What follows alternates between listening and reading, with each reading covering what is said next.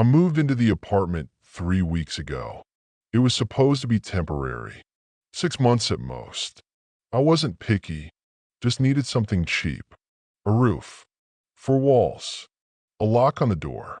This place had all of that. And one thing more, silence. It was quiet, too quiet. No traffic, no neighbors yelling, no pipes creaking in the walls. Just a faint, constant hum of a ceiling vent in the bedroom. At first, I liked it. It reminded me of white noise machines. Calming.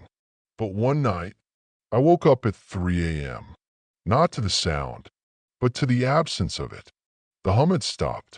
I stared at the ceiling in the dark, waiting, listening. Then, click, the vent came back on.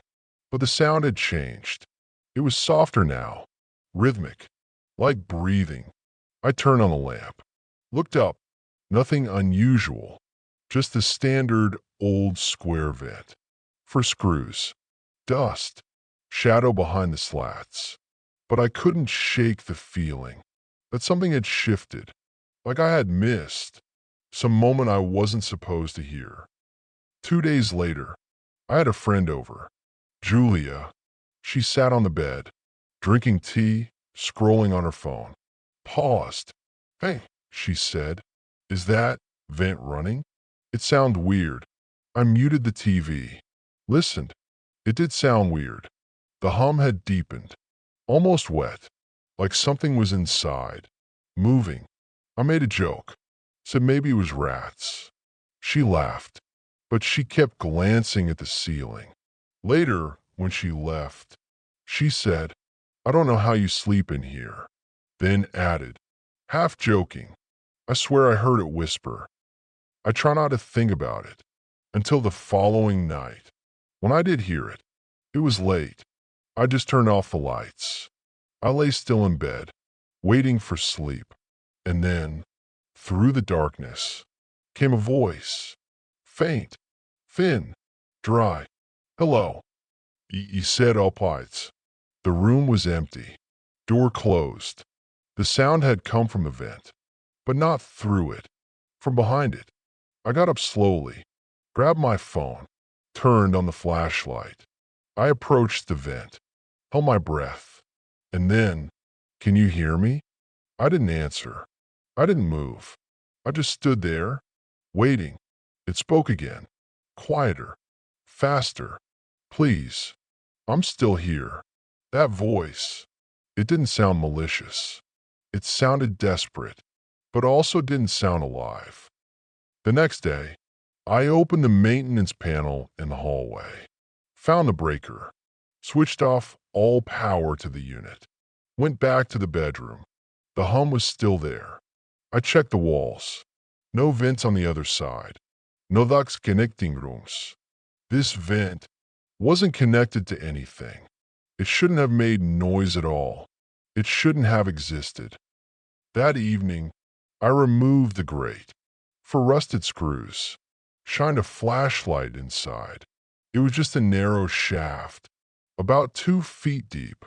Metal, dust, no weighting, no airflow. But in the far corner, just before it turned sharply to the side, was something, a piece of paper. I used tongs to pull out. It was folded. I opened it carefully. Words smudged by moisture. They bricked it up, but it doesn't need doors. It only needs to listen. "Please don't leave me alone again." I stared at the note for a long time. It was old. The ink had bled through. The paper smelled like rot. I put it in a plastic bag, sat on the bed, turned off the lights, waited. The hum returned, and with it, the voice. But not the same one. This one was louder, heavier, like it filled the entire wall. "Who did you speak to?" My mouth was dry. I couldn't answer.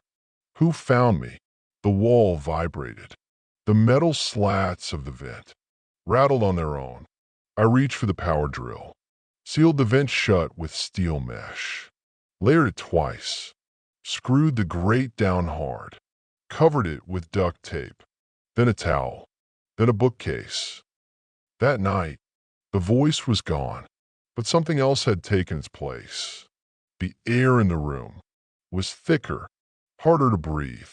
The silence wasn't silence. It was held breath, tense, waiting. And then I heard it, not from the vent, from under the bed. A whisper, closer now. I didn't sleep, not after that. I sat on the floor, back to the wall, watching the space under the bed, until the sun rose. Nothing came out, no voice, no sado, but the silence was alive, breathing. At 7 a.m., e pexbake, la top, toothbrush, the vent note. I didn't even grab clothes. Just left. Went to a hotel 2 blocks away. Paid cash. Didn't tell anyone. The first night there, I slept. Deep. Dreamless. For 10 hours straight. When I woke, I felt better. Clearer. But also ashamed. What was I running from? A sound? A wall? Some bad wiring? I told myself, it's stress.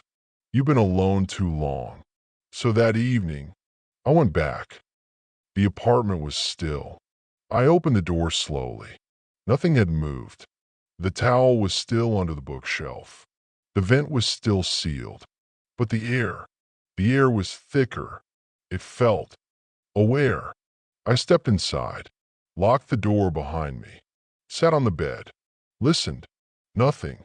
I made tea, opened my laptop, tried to pretend things were normal. Then I heard it again. Not a voice, not a whisper, a scrape, metal on metal, from the bedroom wall. I walked in slowly. The bookshelf had shifted, not fallen, just nudged. I leaned in, listened, and from the other side of the grate, I heard something breathing. I slept on the couch that night, if you can call it sleep. Every hour, I woke up gasping.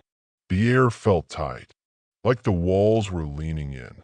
Around 4 a.m., I heard the click of the bedroom door. It had been closed. I was sure of it. Now, it stood open, dark inside, colder than before.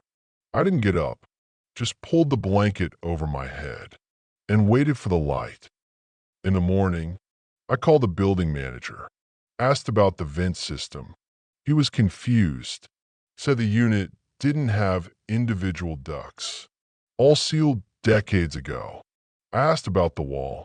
He paused, said the apartment used to be 2 separate rooms. They knocked down the divider years ago. But, he said, the blueprint still showed an unlisted maintenance shaft between units 5A and 5B. There was no unit 5B anymore. It had been bricked over. Empty space. Not in use. Sealed. I asked. Sealed how? He laughed awkwardly. Says sealed from inside in the notes. No access. That night, I opened the grate. I know. Stupid. But I needed to see. This time, the screws came out easily.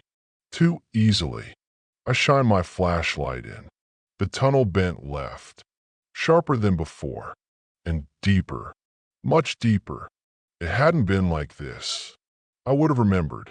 I reached in, with a phone on record, slid it forward, slowly, carefully. I watched the live feed on screen. Dark, dust, metal, then movement. A hand reached out from the black. Pale, thin, fingers too long. It touched the phone and pushed it gently. Then the feed went dark. I yanked my arm back, fell against the wall, scrambled to my feet. The phone didn't return. I didn't sleep, didn't move, just sat on the couch, with every light on, eyes open, heartbeat loud. At 5:12 a.m., a sound came from the vent. Not breathing, not voice, typing, like fingers, tapping glass. I went to the bedroom. Slow. The vent was still open, still dark.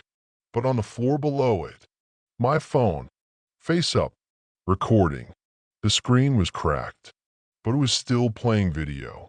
I picked it up, pressed play, and saw myself lying in bed, eyes closed, something watching from a vent, something leaning out. The last frame, before it cut, was the side of my face turning, eyes opening. I don't remember doing that. I don't remember ever waking up. But the timestamp says, tomorrow,